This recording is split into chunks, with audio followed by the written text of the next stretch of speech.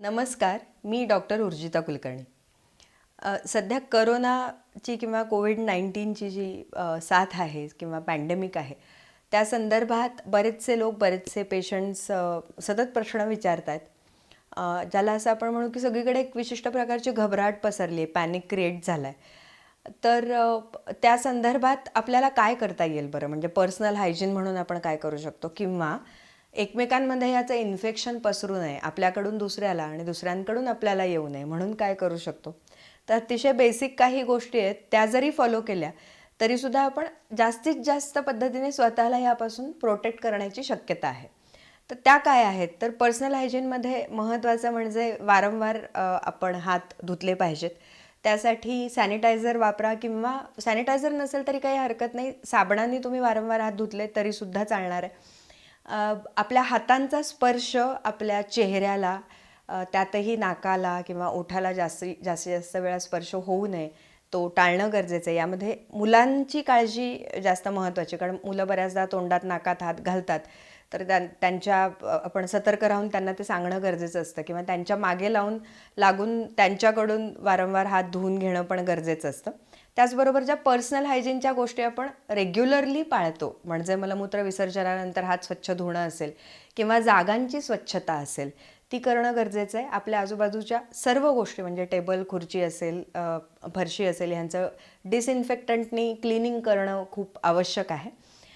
त्याचबरोबर समजा आपल्याला काही सिम्पटम्स असतील, म्हणजे साधे सिम्पटम्स असतील, जसं की सर्दी आहे, खोकला आहे, ताप आहे, विशेषतः जर खोकला, ताप असेल किंवा श्वसनाला त्रास होत असेल, तर मात्र अंगावरती न काढता ताबडतोब डॉक्टरांना जाऊन भेटणं गरजेचं आहे.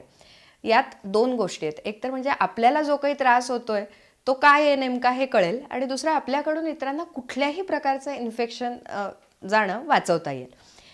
यात महत्त्वाचा भाग आणखीन एक असतो, तो म्हणजे शरीराची आपली इम्युनिटी. ही इम्युनिटी जशी आपली इनबिल्ट असते तशी इतर काही गोष्टींवरही अवलंबून असते. त्यातला महत्त्वाचा भाग आहे तो म्हणजे सकस आणि चांगला आहार, घरचं चांगलं अन्न खा, भरपूर पाणी प्या, शक्यतो कोमट पाणी पीत राहा दिवसभरात, आणि जे आपण रेग्युलर काही व्यायाम करत असतो हेल्थसाठी ते करणं गरजेचं आहे. त्यातही जर आपण योगासनं किंवा प्राणायाम जर केले तर त्यातनं आपल्या शरीराची इम्युनिटी आणखीन बूस्ट होते. कुठलंही इन्फेक्शन असेल तर त्यासाठी इम्युनिटी हा फार महत्त्वाचा फॅक्टर आहे. त्यामुळे ती कशी वाढीस लागेल हे आपण नक्की बघू शकतो. आता जेव्हा आपण कम्युनिटीचा विचार करतो की सगळीकडून येणारं इन्फेक्शन आणि आपल्याकडून जाणारं, त्यात महत्त्वाचं कम्युनिटी इंटरॅक्शन्स किंवा सोशल गॅदरिंग्ज हे आपण टाळू शकतो. ते खूप जास्त गरजेचं आहे. तर यात आपल्या स्वतःकडनं काही इव्हेंट्स करणं किंवा इतर इव्हेंट्सना जाणं हे अगदी कटाक्षाने टाळूयात. ज्यामध्ये बर्थडे पार्टीज असतील किंवा गेट टुगेदर्स असतील, किटी पार्टीज असतील, बिझनेस मीटिंग्ज असतील किंवा आपण काही इतर ॲक्टिव्हिटीज जसं ट्रेकिंग करतो आहे, मॅरेथॉनला जातो आहे, सायकलिंगच्या इव्हेंट्सना जातो आहे, अशा कुठल्याही प्रकारच्या इव्हेंट्सला जाणं आपण टाळू शकतो. समारंभांना जाणं टाळू शकतो, लग्न मुंजे असतील त्यांना जाणं टाळू शकतो. ह्यातनं महत्त्वाचं म्हणजे आपल्या आजूबाजूचं असणारं इन्फेक्शन आपल्यापर्यंत पोहोचणार नाही आणि आपलंही इन्फेक्शन दुसऱ्या कोणाला जाणार नाही. आपल्याला सर्दी खोकला झाला असेल तर साधी काळजी आहे, शिंकताना किंवा खोकताना आपला चेहरा, नाक आणि तोंड आपण झाकतोय ना हे बघणं गरजेचं आहे. तसंच इतर कोणाला झालं असेल तर त्यांनाही ते सांगणं गरजेचं आहे. आणि महत्त्वाचं, आपल्याकडे लोकांना इकडे तिकडे रस्त्यावरती थुंकायची पण सवय असते, सो ते टाळणं पण अत्यंत आवश्यक आहे. मुलांच्या बाबतीत घ्यायची काळजी अशी आहे की आपण जसं आपल्या स्वतःला घरामध्ये छानपैकी प्रोटेक्ट करू शकतो, तसंच मुलांनाही ते समजावून सांगणं की हे का गरजेचं आहे ते नक्की करा.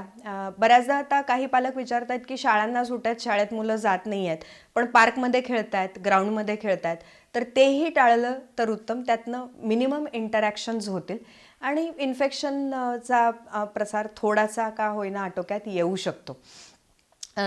जसं सोशल गॅदरिंग्स म्हणतो त्यातच महत्त्वाची गोष्ट येते ती म्हणजे प्रवास, ट्रॅव्हलिंग. जिथे अतिशय आवश्यक आहे तिथेच ट्रॅव्हलिंग करा, नाहीतर ट्रॅव्हलिंग टाळणं गरजेचं आहे.